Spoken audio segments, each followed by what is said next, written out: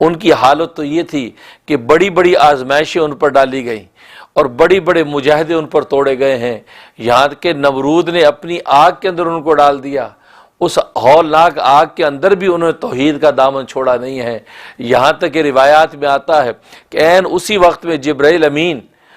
ابراہیم علیہ السلام کے پاس آئے، کہا کہ میرے لائق کو خدمت ہو تو بتائیے، میں اس آگ کو نمرود کے اوپر پلٹ دیتا ہوں، نمرود اور اہل نمرود کو اس سے جلا کر راکھ کر دیتا ہوں۔ تو آپ نے فرمایا کہ تو کہاں سے آیا ہے؟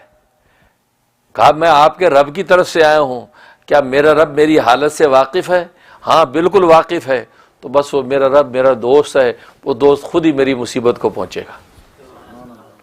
میں اس سے ہاتھ اٹھا کے مانگنے کو بھی تیار نہیں ہوں کہ آپ میری مدد کے لیے آئیے، اس لیے کوئی دوست تو ہوتا وہی ہے کہ جو بغیر مانگے بغیر اطلاع کے خود ہی جب دیکھے دوست مصیبت میں تو مدد کو پہنچے گا، تو میں تو اس سے اپنی زبان سے مانگنے کو بھی تیار نہیں ہوں، میرا دوست خود مدد کو پہنچے گا۔ تو ان کی توحید کا عالم یہ تھا، ایسے مواحد کہ جب اللہ کو میری خبر ہے تو پھر مجھے مانگنے کی بھی ضرورت نہیں ہے، اللہ تبارک و تعالی خود نصرت بھیجیں گے۔ اور وہی ہوا کہ اللہ تبارک و تعالی نے ابراہیم کی خلت کا اس عظیم مقام کو دیکھا، اپن کی توحید کا اس اعلیٰ منظر کو دیکھا ہے، تو اللہ تبارک و تعالی کی رحمت جوش میں آ گئی اور آپ نے وہاں سے خطاب فرمایا وَقُلْنَا يَا نَارُ كُونِي بَرْدًا وَسَلَامًا عَلَىٰ ابراہیم۔ اللہ نے کہا کہ ہم نے حکم دیا آگ کو، اے آگ تو ٹھنڈی ہو جائے ابراہیم پر، اور ٹھنڈی ایسے نہیں ہو جانا کہ ٹھنڈک سے وہ ہلاک ہو جائے، بلکہ تیری ٹھنڈک بھی سلامتی والی ٹھنڈک ہونی چاہیے، اس کا ایک بال بیکا بھی نہ ہو۔ چنانچہ آگ گلے گزار بن گئی، جو لکڑیاں جلائیں تھیں وہ لکڑیاں ہرے درخت بن گئے، جو پھول جلے تھے وہ جگمگاتے پھول بن گئے، تو گویا کہ پورے باغ و بہار ہے اور پھولوں کے اندر ابراہیم علیہ السلام بیٹھے۔ تو توحید کا یہ مقام ابراہیم علیہ السلام کو حاصل تھا، اور تمہاری حالت یہ ہے کہ معمولی سی تکلیف آتی ہے تو تم اللہ کے غیر کی طرف دوڑتے ہو،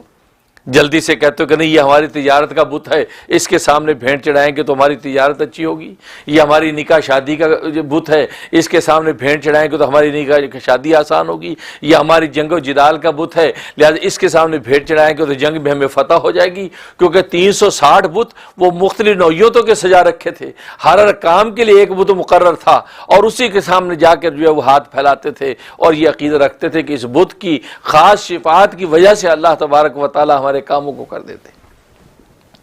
تو گویا کہ انہوں نے یہ معبودان باطل سجا رکھے تھے اور کھلے شرک کے اندر مبتلا تھے۔ تو اللہ تبارک و تعالی نے ابراہیم علیہ السلام کے اس مقام کو ذکر فرمایا، اور پھر یہ کہ بے آب و گیا جو مکہ کی سرزمین کہ جہاں پر نہ پانی ہے نہ درخت کا سایہ ہے، وہاں پر انہوں نے اللہ تبارک و تعالی سے دعا کی اور وہاں کے رہنے والوں کے لیے نعم و نوال مانگا کہ یا اللہ یہاں کے رہنے والوں کو امن عطا فرما، اور یہاں کے رہنے والوں کو رزق روٹی عطا فرما، اور ایسا رزق روٹی کہ جناب کسی قسم کا رزق اور کسی قسم کے پھل فروٹوں کی کمی نہ ہو۔ اور عجیب بات یہ ہے اس میں یہ نہیں مانگا کہ یا اللہ اس سرزمین سے زراعت ہو، اس سرزمین سے پھل پھول نکلیں، اس سرزمین سے پھل پھول نکلیں اور یہیں پر جو کاشتکاری و زراعت ہو، اس زمین کو زرخیز کر دے۔ یہ اس لیے نہیں مانگا کہ ابراہیم علیہ السلام چاہتے تھے کہ میری اولاد کہیں اس سرزمین کے اندر کھیتیاں کرنے میں نہ لگ جائے، زراعت کرنے میں نہ لگ جائے، درخت اگانے میں نہ لگ جائے، پھل فروٹ سجانے میں نہ لگ جائے، بلکہ وہ خالص اللہ کی نماز اور عبادت میں لگی رہے، اور یا اللہ دنیا بھر سے پھل اور رزق ان کے سامنے لا کے ڈال دے۔ اس لیے فرمایا کہ ورزق اہل من الثمرات، کہ ثمرات جو ہے یا اللہ ہر جگہ دنیا کے ہر طرح کے ثمرات یہاں پر پہنچ جائیں۔